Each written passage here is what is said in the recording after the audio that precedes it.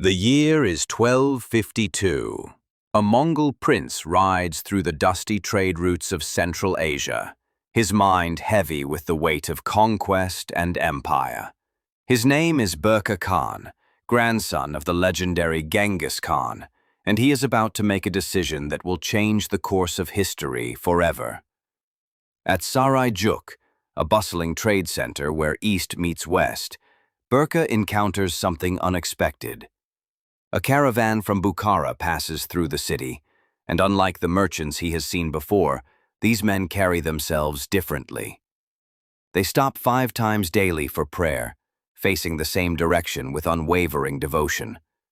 Their faith is evident in every action, every word, every transaction. This sparks Burqa's curiosity. These are people whose lands were conquered by his grandfather's armies, yet they possess something the Mongols do not: an unshakable faith in one God, a complete way of life governing everything from trade to justice. The Mongol Empire has always been religiously tolerant, allowing Buddhism, Christianity, and shamanism to coexist. But Islam is different. It demands complete submission, yet promises complete peace. The prince makes a decision that shocks the Mongol world. He travels to Bukhara, the ancient center of Islamic learning, and seeks out Sheikh Saif al-Din al-Bukhari, one of the most respected Islamic scholars of the time. For weeks, Burqa studies. He learns about Prophet Muhammad, about the Quran, about the 5 pillars of Islam. And in 1252, in the heart of Bukhara, Burqa Khan utters the Shahada and becomes a Muslim. But this is not just a personal conversion. Burqa understands that his decision will ripple through the entire Mongol Empire. He immediately begins convincing his family. His brother, Tuk Timur, is the first to follow him into Islam. Then his generals, his wives, his close advisors. One by one, the leadership of the Golden Horde embraces the faith. When Burqa becomes the official ruler of the Golden Horde in 1257, he transforms his territories. Mobile schools are established to teach the Quran to Mongol warriors. Muezzins call the faithful to prayer from newly built mosques. Imams and sheikhs are The political implications are immediate and explosive. In 1258, Burqa's cousin, Hulagu Khan, leads Mongol armies into Baghdad and destroys the Abbasid Caliphate, killing hundreds of thousands of Muslims. It is said that the rivers ran black with the ink of destroyed books and red with the blood of scholars.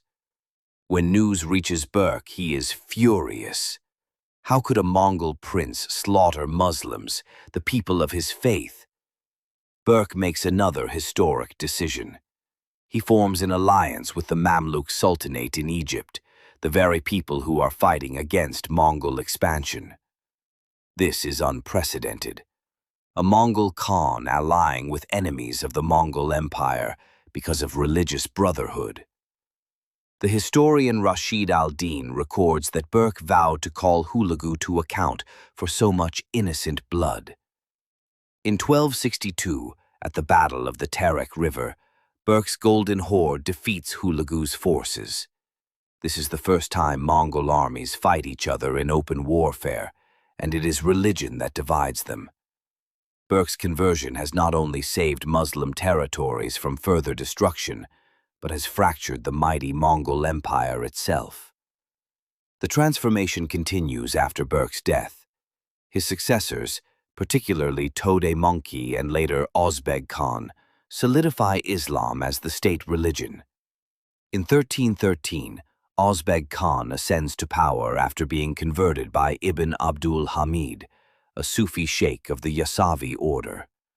Ozbeg takes the Islamization even further.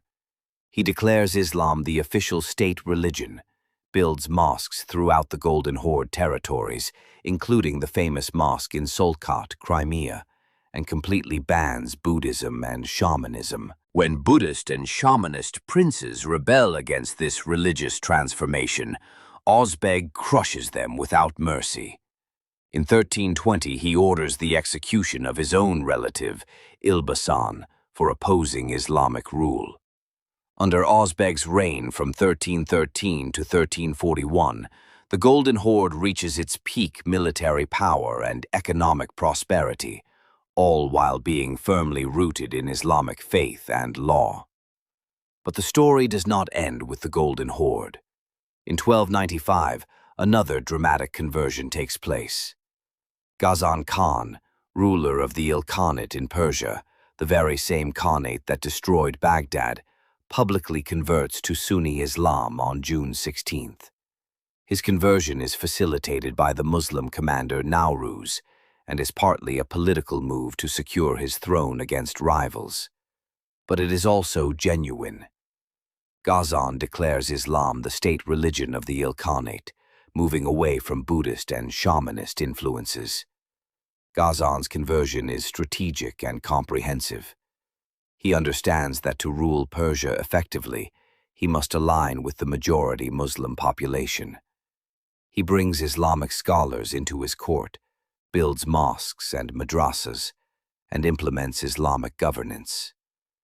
The Mongol elite and populace follow their Khan into Islam, and within a generation, the Ilkhanate is transformed from a Buddhist shamanist state into an Islamic one. The Chagatai Khanate in Central Asia follows a similar path in the early 14th century, with rulers like Mubarak Shah and Tarmashirin embracing Islam, though this process is slower and more contested. By the mid-14th century, 3 of the 4 major Mongol Khanates have converted to Islam. The descendants of Genghis Khan, who once threatened to wipe out Islamic civilization, have become its protectors and promoters. The Mongols build mosques where they once burned cities. They study the Quran where they once destroyed libraries. They implement Sharia where they once enforced the Yasa. This transformation is one of history's greatest ironies and most remarkable stories of faith. The Mongol conversion to Islam demonstrates the power of ideas over swords, of faith over force.